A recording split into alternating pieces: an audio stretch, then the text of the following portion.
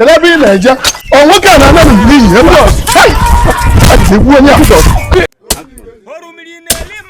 Hallelujah.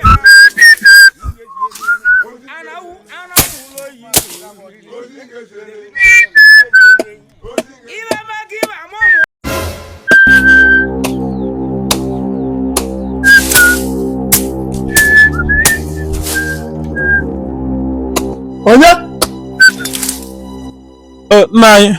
No. Oh, man of God. Get it, remember. Oh, man of God. I know where you be. Who know where you be? You be a yakov. But I didn't mere or young one. Yeah, I know we are season I get with you. We are. What the command now, Conso? Huh? How one? Now, Conso. My own boy, just been now, come on. Bowl, I know where you be. Now, no, but I didn't mere young one, sir. Or I know. On I can touch him, same. Or line. Come down out and even no, now, you can't. When you go on your bus, whatever. I know me 2 weeks. 2 weeks gonna last. If I even ever go inside the last week. Huh? Before end of this week, we can look aside there. I'll go over there. Then No. Oh, you're not gonna me. open na ni ona kese mi ya e rule ni church anyị o ngbe me lu na anya we ihe ubi iwe na ubi mu na we ibe so ade mo nyen ubi e ba ki na Naija ele bi Naija o wo ka na mi ni e mo hey ati bu onye aso ibi kan na ya wo ibi kan na wa se ya wo ibi ya na ibi wa ya wo ibi ya na wa ya e kwa su o ka bu ko eyi aka mi ile lufu bi na e ka buru nwo no ka hey so no wo ka na oruriri na anam ni ukochu ugbo ikogharia onye we ego nni inaria ana onye ye gi eji ba ulo ewetekwa je si na enye ebe ego nku egi eji na achu umu nwanyị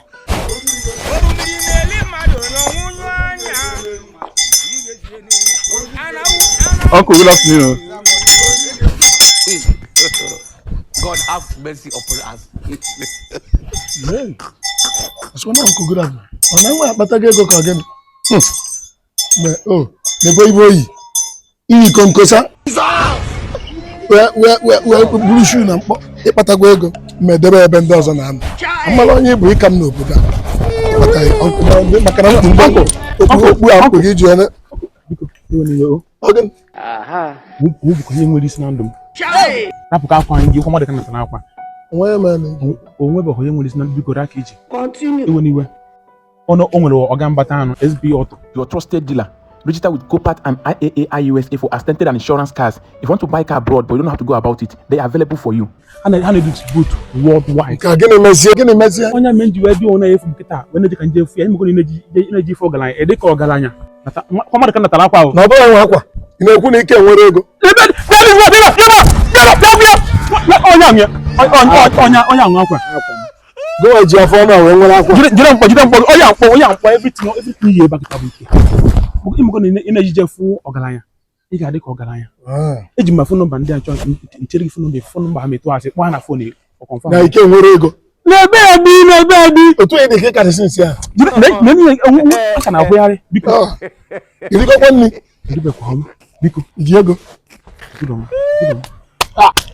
Mana gwagwa ọtọ nwanụ, isi na enye bụ ọtọ nwa. SB Auto. Si SB ọtọ nwaanyị akpọsina onwe ozi dị mkpa bịa na anyị nwapụ ndị nwe obodo.